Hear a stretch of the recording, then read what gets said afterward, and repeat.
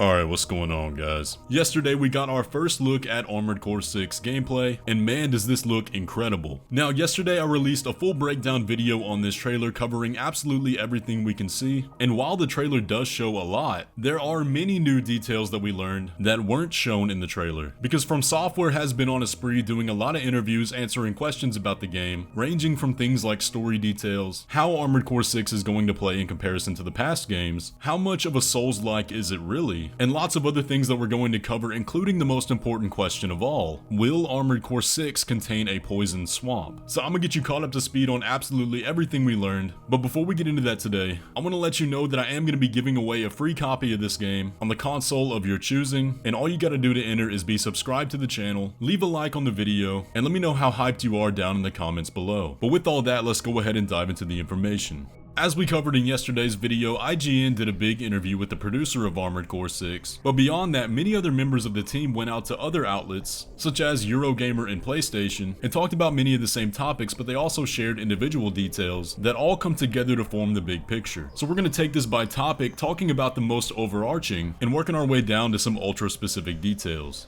Now, one of the most important and frequent questions that they got asked was, how much is Armored Core 6 going to be like their Souls formula, and will there be recognizable aspects of the Souls games in this one? And here's what Yasunori Ogura had to say in their interview with Eurogamer. As well as using our experience from recent years and combining this with the core elements of what we believe makes Armored Core special, this is still a brand new game, and we want it to feel like a new mech action game that fits within the current climate of games. We don't want it to feel out of place. We've taken various strides to make sure it fits not only our own game design philosophy, but will feel like a brand new modern action game in the mech genre. And so in that sense, we want it to feel like a fresh start and a new first step towards what will hopefully be a successful future for mech action games. So he lays it out pretty clearly there. While they are using the lessons and philosophies they've learned from the Souls games and the success those have had, it is a mech game through and through. Now, we do know that it does have the FromSoftware signature of big boss fights, giant scale, and difficulty. It is not a Souls-like in the traditional idea of that phrase.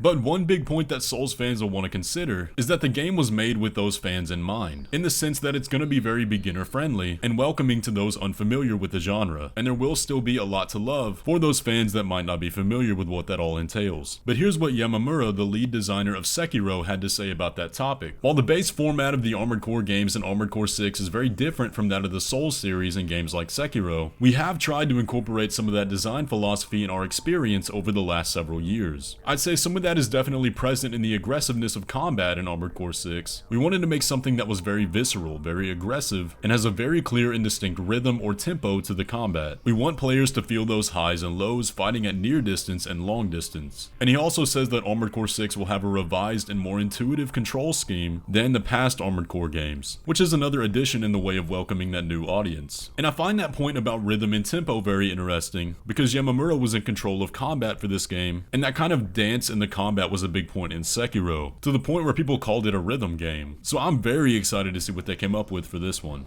But moving on from that, the next big topic of conversation was the setting of this game. Now, we know that the game is going to take place on the planet Rubicon 3, and the fallout of the cosmic disaster that burned the entire system. And here's how it's described in the interview at PlayStation blog. Armored Core 6 is a new story that takes place on the planet Rubicon, where a powerful energy source called coral has been discovered. But this isn't the stuff that looks pretty in aquariums. Coral is extremely volatile, and it's already caused a massive disaster that nearly turned all of Rubicon to ash many years prior. But those futuristic megacorps just can't resist the siren song of coral and continue to war for it to this day. So how exactly will the story be told in Armored Core 6? Yamamura says, Armored Core 6 is not really supposed to be a story-driven game, but we feel like there is more of a drive to the narrative through the mission structure, and we hope that players, as they encounter these various factions and powers at play, that they're going to be thinking to themselves, what am I fighting for? What is my place in all of this? And how am I going to tackle these unfolding developments in the story? This is one part that could be considered more direct storytelling, but also we feel like those fragmented elements of the story that the player is able to pick up and learn about the world and dive a little bit deeper into the lore, these elements are still present. That story will be a very indirect and almost cold depiction of human drama and conflict. hence the focus on mech rather than human customization. We hope that the player will project themselves into that world and become that pro mercenary in this brand new setting of Rubicon. We hope that they enjoy that slightly more indirect and lonely aspect to the storytelling and the protagonist's role in the story. So it looks like, again, it's going to carry that FromSoftware signature of storytelling, where it's obtuse and abstract and is going to require the player to pay attention, which I think most people are going to prefer. But on top of the story and the setting, we also get to learn a bit about the new level design. The various areas of Rubicon are filled with contrasts, as the hollowed out industrial ruins from the aforementioned disaster smolder beneath a shiny shell of state-of-the-art mining constructs encasing the planet. It's an intricate and multi-layered world brimming with megastructures and enormous underground facilities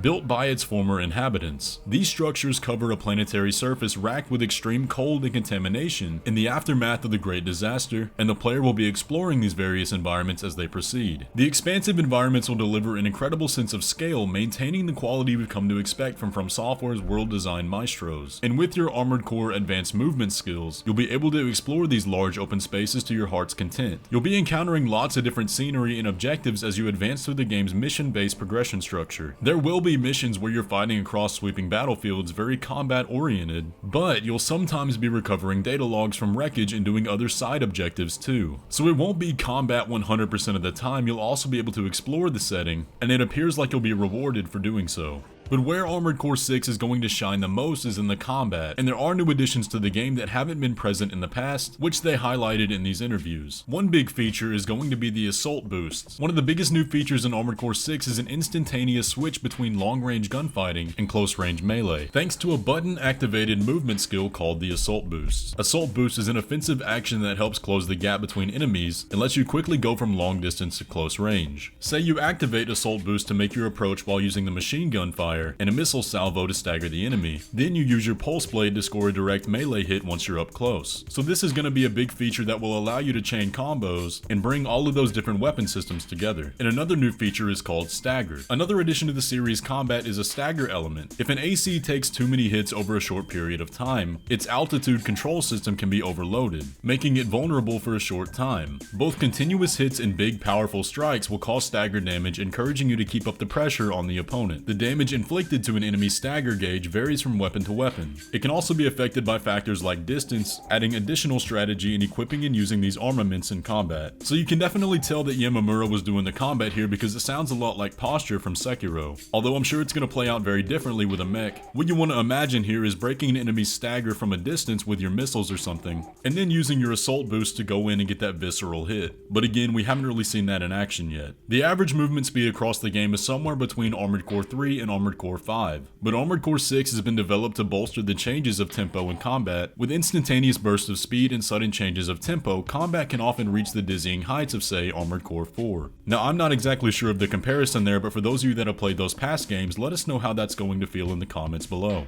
They then give a short description of how melee weapons are going to play a role in Armored Core 6. One aspect that we focused on in Armored Core 6 is melee weapons, which are exclusively equipped to the left hand. These can include a cluster bomb thrower, a chainsaw or pulse blades, lances, and other more idiosyncratic weapons. Since the main weapons are firearms, the melee weapons are more focused on that strength of individuality. So while I'm sure you're going to be able to craft a melee-only build somehow, the melee weapons in Armored Core are going to complement your long-range tactics, and are going to shine in those combos we were talking about.